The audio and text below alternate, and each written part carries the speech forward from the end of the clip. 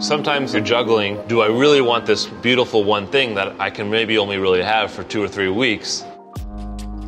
It's not really romantic, cooking with a whole bunch of bruised stuff, but I also want to have a business that is not just about an exchange of food for money. Hey guys, I'm Chef Greg Backstrom, owner of Olmsted and Maizanaki across the street. Why don't you head inside and follow me around for the day?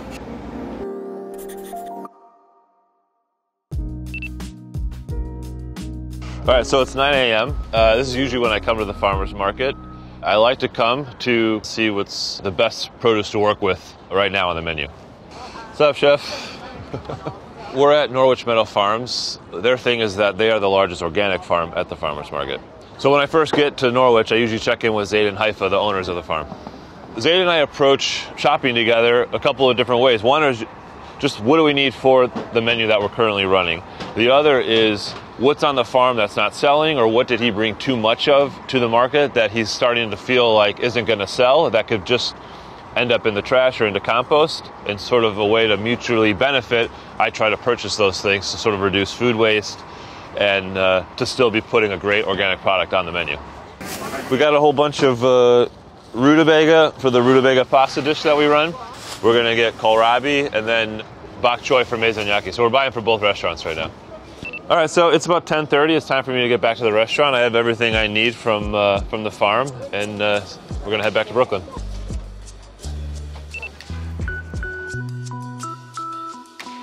Olmsted, we're about 6 years old.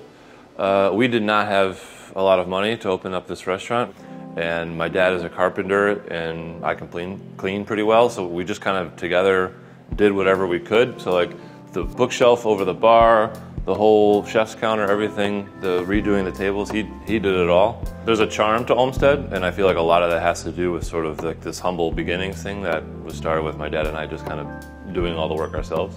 The chef's counter down at the end is literally framed out with barn wood from a barn that I used to play with my brother, and we would jump out of the second floor and like play tag and hide and seek out of, and like that's what the chef's counter is built out of.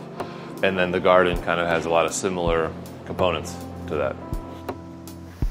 It's 11 a.m. It's time for me to check in with the cooks. So we have 2 kitchens now. This is the prep kitchen. This is the newer kitchen. Because our other restaurant, Maizanaki, is just across the street, what we do is we basically prep everything for both restaurants right here, and then everyone kind of breaks off to their line. So it's just sort of easier because there's more combis, there's more firepower in these ones than the other small service kitchens. Usually like the first 2 hours of the line cook's day is here, knocking out prep, and then going over to the hotline. When we first opened, this was all we had, was this small little thing. This is the pass. This is where all the food gets plated. We call this the meat station, the fish station, and the garde manger station, but it's just sort of for show. It's just kind of like whatever can be made with a fryer and the 4-burner stove gets made over here. Whatever can be made with a salamander and a flat top is made here. We've set up a grill. Whatever can be made with a grill and an oven gets made there. It's a small kitchen, but it's efficient. I love duck, which is why it's always on the menu. The best thing that you can do for a duck is not like some fancy recipe. You can just have it be 14 days old. And I know that that kind of sounds weird, but what happens is there is a ton of water in this fat, and by giving it some uncovered time in a refrigerator, the water starts to evaporate and it forms a little skin, and that's how you get really crispy skin on a duck. And so normally what you would do is you would take the whole thing, and the whole thing would be 14 days. But because we use so much duck in this restaurant, and we are fortunately busy, we don't have storage space for these whole ducks, so we break it down into all of its parts, and then just the breast gets aged for 14 days. Everything else gets turned into liver mousse or duck fat or whatever we want to do with it. You know, we have our whole ducks. We need to break it down into like 1 million pieces. They always come with their necks, which we use for stock. They typically come with some offal, livers and hearts, sometimes gizzards. So the livers get turned into a mousse that we use. The hearts, a lot of the times, I like to turn them into corned beef, and then we skewer them and then serve them as a skewer special across the street at the French restaurant. So it's no different than breaking down a chicken. You break its legs, you use its own weight to do the work for you. So now there's just this guy here. Sometimes you just kind of pinch it, right? And now it's separated on both sides. A trick that I was taught about butchering, but in general, but specifically birds, is you count how many strokes it takes you to get something off the carcass, and then you just kind of keep reducing that as you get better. And then you'll have less knife marks on there, and you'll have this sort of beautiful breast.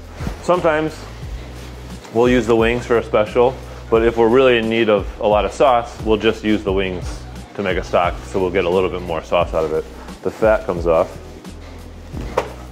So these will just get roasted. And that's sort of it for the ducks. So it turns out that we're actually making liver mousse, duck liver mousse today. Every ingredient for the liver mousse has been ground out, from the spice blend, the salt, sugar, and the pink salt, to the liver themselves, eggs, melted butter. It's a lot. Take one of each and blend it, and then strain it. Our mousse is more like a custard. We made a recipe that makes it really, like, even if you're not a liver person, you'll like this liver. You can see that they're rendering duck over here. They're making duck fat French fries for a family meal. Chef Sherry's working on a new dish.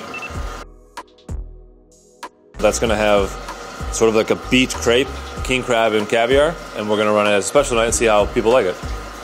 Sometimes we just get samples in, or we'll have something that's left over from a menu change. It'll be a small amount of something, not enough to run a whole night worth or really a full menu change, but it's enough to kind of play around with. So in this case, we had a private event and they requested caviar and king crab legs. So we have a little bit of that left over, and so we're playing around with something that could just be run tonight as a special, or maybe we'll love it and then it'll be on the menu next week. But it's just sort of a creative outlet for some of the stronger members of the team to be able to play around with some ingredients, basically.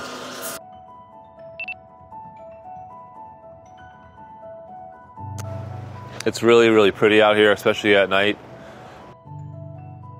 The garden kale and crab rangoon that we serve with sweet and sour sauce, we get that kale from the farmer's market, but also when we can, we get it from right here in the garden.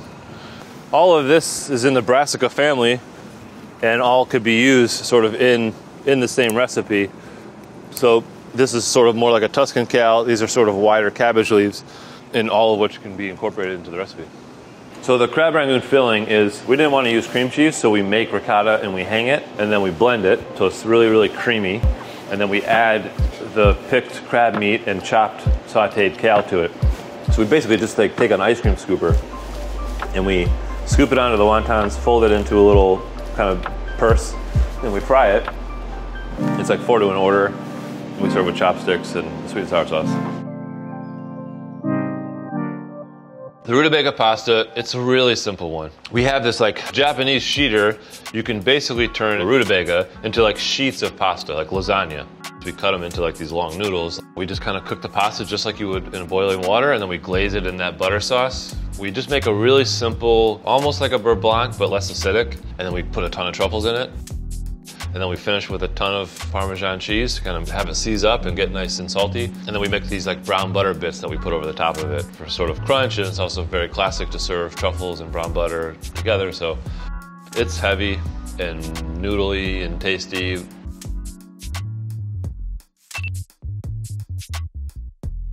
It's about 2 o'clock, so the cooks are gonna start sewing up soon. So all the sous chefs and chefs, they're wrapping up their projects so that way they can make room, including myself, so that way the cooks can kind of spread out and do their work now. Across in the prep kitchen, they were rendering ducks, which they brought some of them over here. So like you can see, like these were 14 days old. See how like perfectly shiny and golden brown and like not bouncy fat. Like that's just, there's nothing left. There's just a little chip of fat on there, crispy skin. I have to grab some more duck that I butchered and clean up. But like this is all the tenderloins, and this is pork butt. It's the easiest way to make a sausage.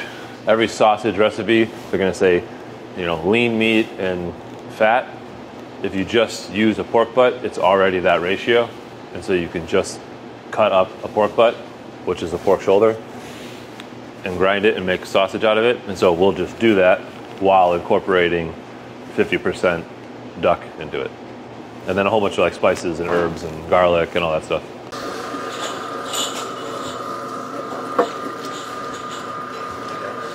I mean, we do duck like 10 ways, but when you get the duck entree at Olmsted, it always comes in 2 forms. So like right now, it's duck confit in the form of like a ragu, but often it's also duck sausage that we can press into a quarter tray and you can steam it off. And then you'll have basically like a brick of sausage and you can cook it perfectly then, right? What we'll do is then we'll like cut diamonds or little batons or something to then like put on a grill. And so then we can have like a beautiful shape of a sausage with a piece of duck breast instead of just like always having sausage in a casing, right? It's like a little boring. Nice. That is a proper sausage. And it's nice and crispy, you see?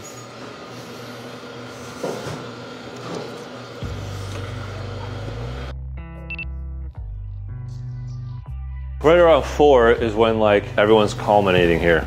The person that works here tonight, they'll start setting up this how they want it. 3 people will be doing the same for their station. They'll be gathering a lot of stuff. They'll be kind of cooking those last minute things, like doing a lot of simple work too, like knife work, like chives and chopped shallots and stuff. And at that same time is when like the dining room is being set up. You can see that Andrew, our head bartender for the restaurants, is setting up the bar right now. Now is when people start to come.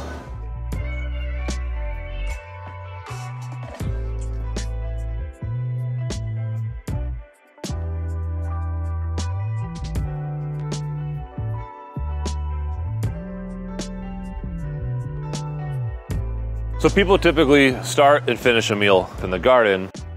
A lot of the snacks are like finger food or only needs a spoon, and same thing with the desserts.